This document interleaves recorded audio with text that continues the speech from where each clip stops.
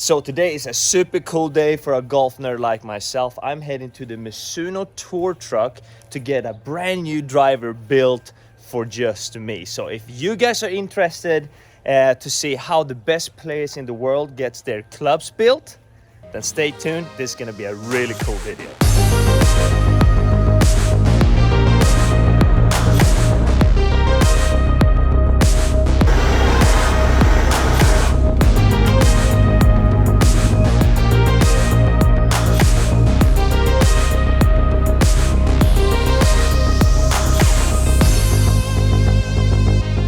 Driver today. Yeah. And this is one that we had just kind of laying around. So it's got a little bit of hot melt in it already. It was just hit a couple times. One of the players just didn't work out for him, so we had to build him a new one. So we just had this laying around, so we're going to use it for you. Perfect. So we're going to check first and try and see. I think it's got about 8 grams of hot melt in it, but I don't know exactly where it is. So we use this endoscope, which you guys can see there. Just shows where stuff is. We'll go. Here, you want to hold that? Yeah, sure. You guys can see. Let's see. There it is. Okay, so it actually looks like it's all basically up front and kind of a little more heel side.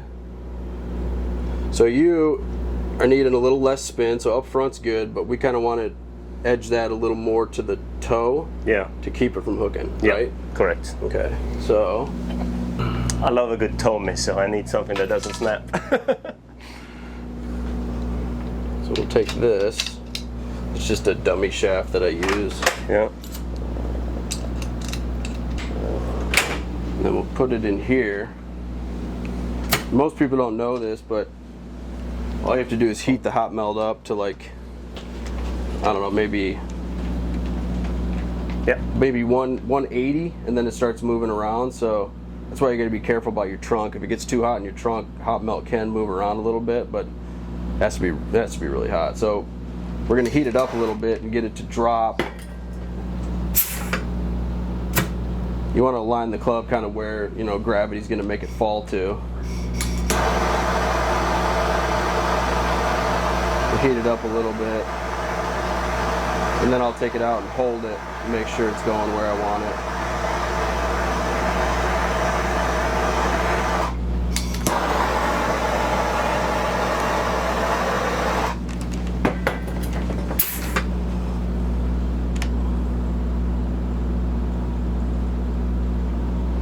So now we're literally kind of drip towards the toe more? Yeah, letting the gravity just bring it down there.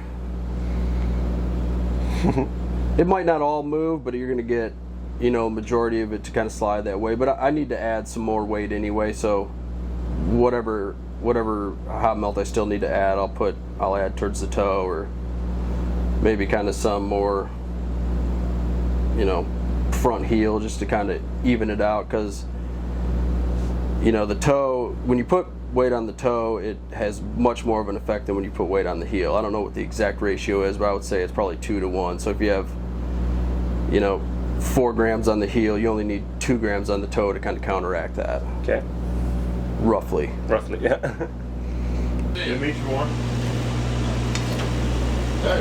It's the new Fuji TR, baby. 1-inch tip, yeah? Yep. What does that do? You know, most consumers don't tip anything, but standard tipping on tours 1 inch. I mean, the shaft is really designed to be tipped 1 inch. And that will make it, what will happen to the shaft? It basically moves it like 10 cycles higher. Yeah, it does. Okay. Yeah, so 1 inch is about 10 cycles. So it will get stiffer then? Or? Yeah. Yeah, it will get stiffer when you tip it, yeah. But just really more stable. Yeah. And it kind of helps with the spin. Perfect. And that's just to get the tip to stay, right? Yeah, you gotta get the paint off there so it can adhere. And I've always done it this way. This is the best way. If you try and do it on the belt, yeah, there's no way to keep it even. You're always gonna kind of put some sort of dip in it. This is the best way to do it. That's the best way to do it. Yeah. Boom. That's how it's supposed to look right there. Yeah, that's perfection right there. No paint, super even. That's some nerdy club. Yeah. So we're gonna go standard setting, right? With what's the head, 9.5? Yep. Perfect. Okay. Because the other head I have is 10.5, and I was launching a little bit too high. Okay, we'll glue this thing real quick.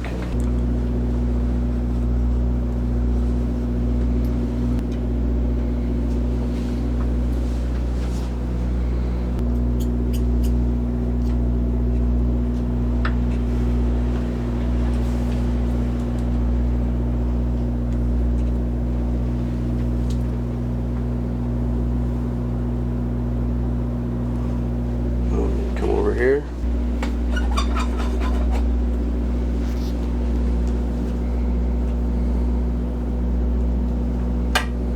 All right, let that sit for about 10 minutes. Sweet. All right, put this in. We're gonna cut our length, throw the grip on. So you need to have all the components together so we can figure out the swing weight, figure out, how much hot melt we need to add to get the swing weight right. I think you said you wanted to be around D3, yeah. D2, D3, which is pretty standard for tour. And normally the clubs on tour heavier than the stuff you buy off the shelf, or they're pretty similar in the swing weight. Yeah, I would say the average swing weight on tour is probably, for a set of irons, probably D2. Woods is probably right around the same. Wedges get a little heavier. So we're 45 finished or 45 cut? 45 finished. 45 finished. So that grip has an 1/8 inch. So we're going to cut it at 44 7/8.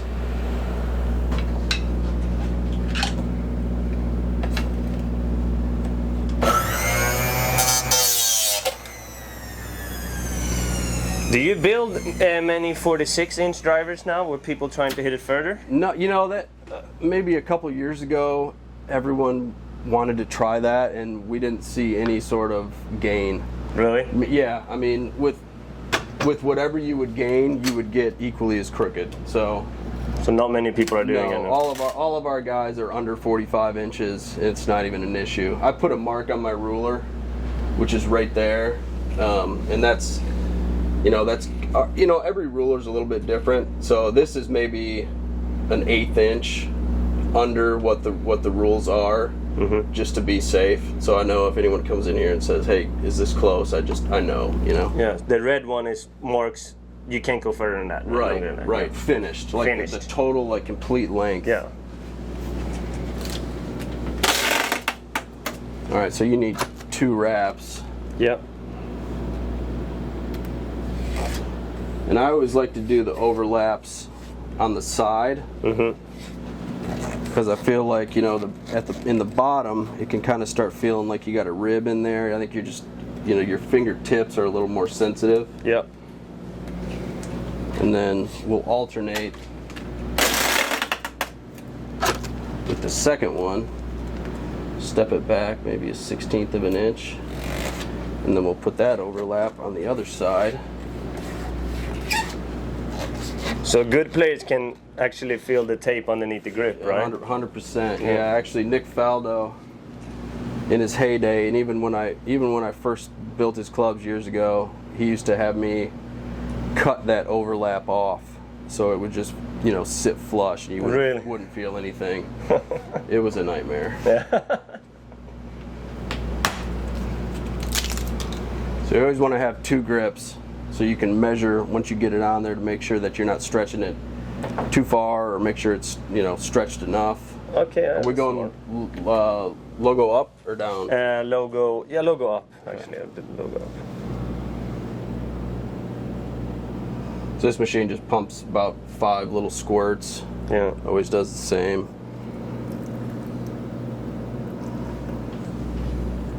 How many grips do you change every week? I don't know, maybe 100. Really? Put 100 grips on. Wow.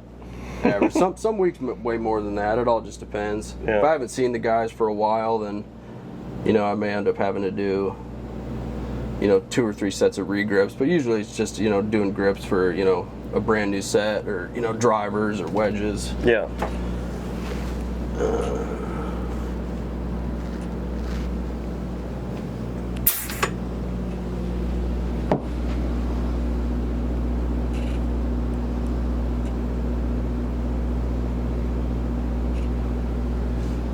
Oh, all right. So now we've got the club built with the weight in there, and we just need to see how much more hot melt we need to add.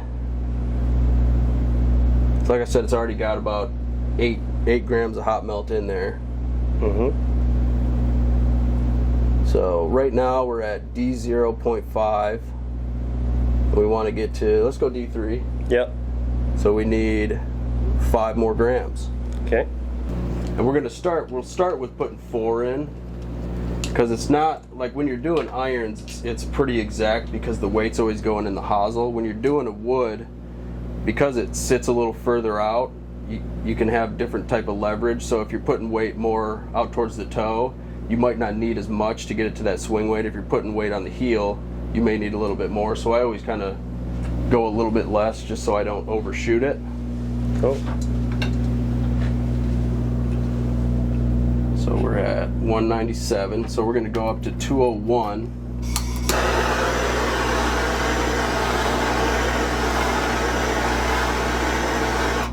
Just make sure it's flowing good. So I'm going to go ahead and just put 2 more right out on the toe, just to make sure we've got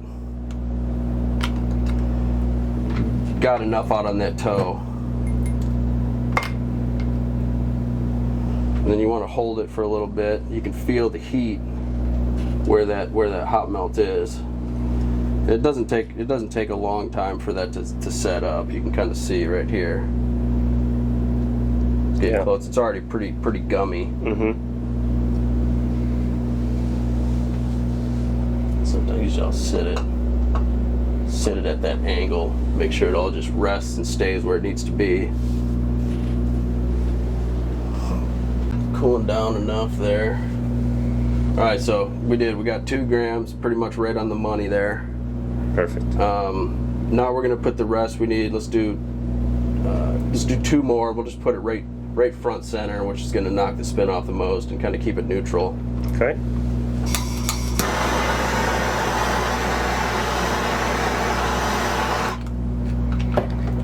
Is it common to put glue in the drivers, or like hot melt in the driver? Yeah. It's very common. Yeah, you're pretty much, even if you're not using it for, you know, to add weight or to correct a directional thing, you're still usually always going to put 2 to 3 grams in a neutral spot just for sound. Okay, wow. So even your drivers coming from the factory are going to have, like I said, 2 to 3 in there for sound. Well, oh Jesus. Yeah. So even stock heads have some. They have some. Yep. That's 200.7. Let's try and put a little dab more in. It's hard to get that 0.2, but all right. There we go. 201. Perfect. So we'll let it sit for just a second, and then again, sit it where you want that to rest. So just a few grams can make a big difference, right? Yeah. Really? That's incredible. You wouldn't think like a gram here and there can make a difference, but it does. Huh? It really does, yeah. Especially when, like I said, when you're going out onto the extremes, like when you're out on the toe, it doesn't take a whole lot to really affect, you know, how much that face is opening or closing. Yeah. And again, like if you're changing the weight in the back and putting hot melt up front, I mean, you can, just like with the G driver, how those weights move back and forward, you're going to see, you know, anywhere from 100 to, you know, 300 RPMs difference, I would say. Wow. Especially for these guys out here, when you're trying to fine tune. I mean, like, yeah, if you're spinning it too much and you're at, you know, 3,500 RPMs, Yeah. 300 RPMs is, you know, is nowhere near enough. But for these guys, when they're at 2,700 and we need to get them down to 2,500, Yeah. and they pick up 10 yards.